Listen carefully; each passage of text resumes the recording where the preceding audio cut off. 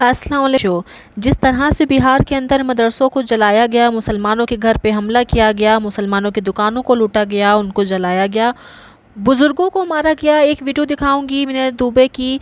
उन्होंने एक report ready की है जिसके अंदर हमारे एक भाई हैं, पत्रकार अकरम नाम है उनका। उन्होंने ऐसी चीज़ शूट की है जिसका देखना आपके लिए बहुत ही ज़्यादा ज़रूरी है। सबसे पहले हम आपको वो रिपोर्ट सुनाएंगे जिसके अंदर वो बता रहे हैं कि भगवा गमछा और भगवा वस्त्र पहन के लोग इतनी ज़्यादा गुंडागर्दी कर रहे हैं। इस रिपोर्ट में आपको वो चीज़ें जानने को मिलेंगी जो शायद अब तक आपको नहीं पता थी, असलियत आपको नहीं पता थी।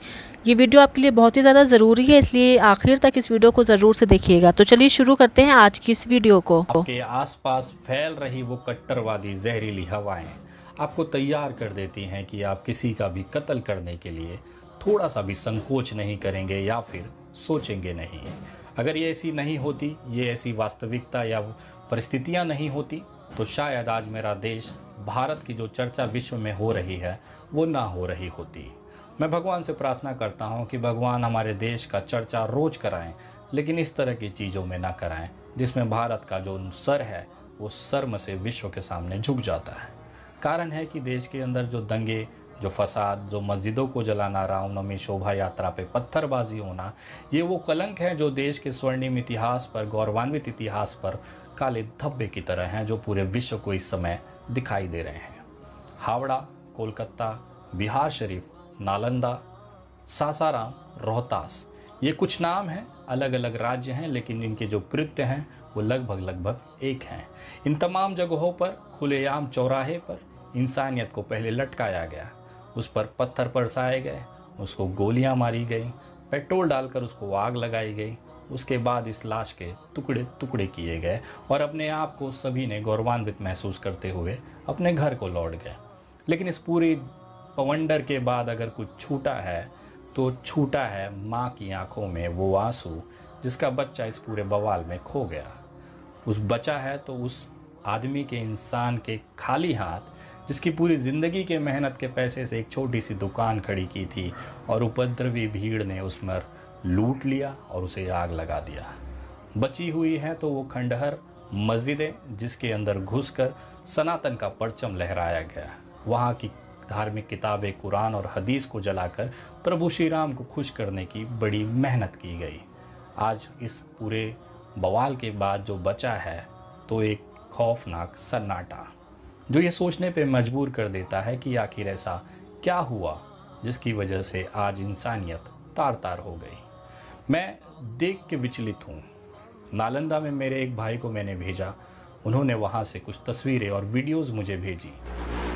सोगरा मस्जिद का ये हाल है।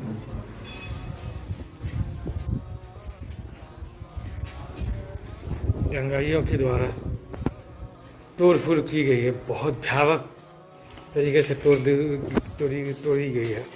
कौन मस्जिद है? ये सोगरा कॉलेज की मस्जिद है। कितने तारीख की घटना है ये? ये घटना है 31 दिसंबर की शाम के 5:30 बजे, रोजा के वक्त। रोजा के वक्त मस्जिद में लोग थे? लोग मस्जिद में, यहाँ इमाम साहब थे। इमाम साहब को लोगों ने मारने की कोशिश की है। इमाम साहब किसी तरह अपनी जान बचा के निकले।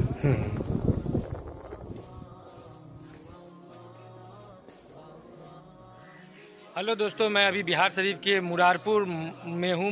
मुरारपुर मस्जिद आप मदरसा की जो तस्वीरें आपके सामने आई होगी, आप देख सकते हैं। ये मस्जिद है, मदरसा की गेट है, मस्जिद का गेट आगे में है। ये जो मदरसा है, मदरसा की लाइब्रेरी है। मदरसा में इसमें यहाँ के लोगों के कहने के मुताबिक यहाँ कई हज़ार कुरान शरीफ किताबें जलाई गई थी दंगाइयों के द्वारा। देख सकते हैं, ये डॉक्यूमेंट है।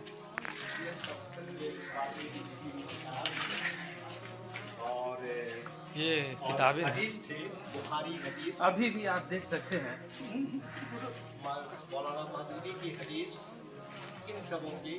हदीस की किताबें अभी भी जली हुई आपके सामने में दिखाई दे रही है। ये हदीस की किताबें हैं। 4000 किताबें, 4,500 इसमें करीब 500 आदमी।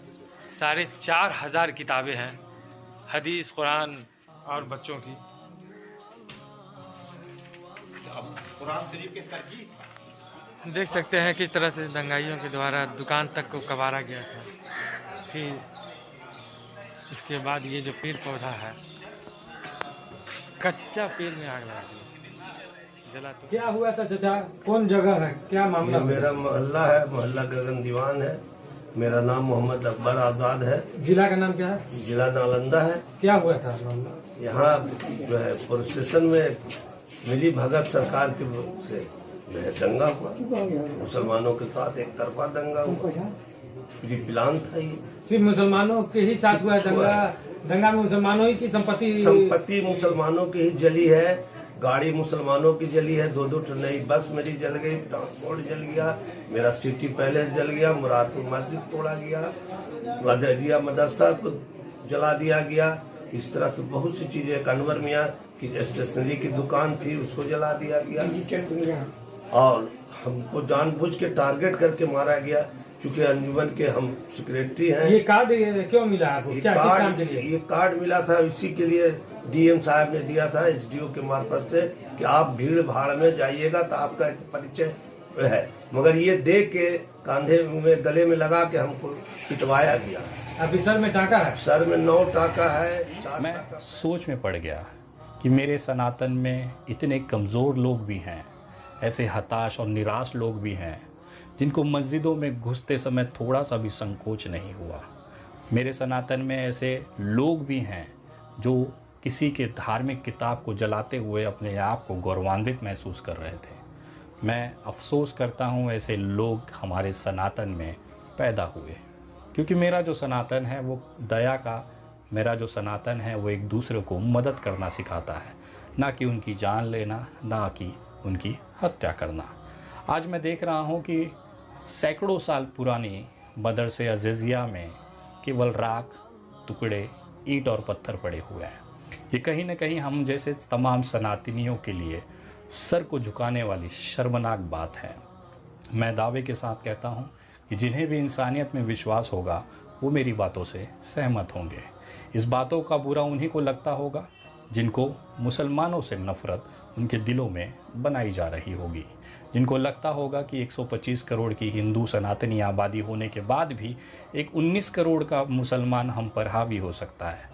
उनको ये गलत जानकारी, प्रोपोगेंडा, वीडियोज़ और फ़ोटोज़ के माध्यम से ये बताया जाता है कि अगर आप नहीं जागे तो मुसलमान आपको कत्लेआम कर देगा।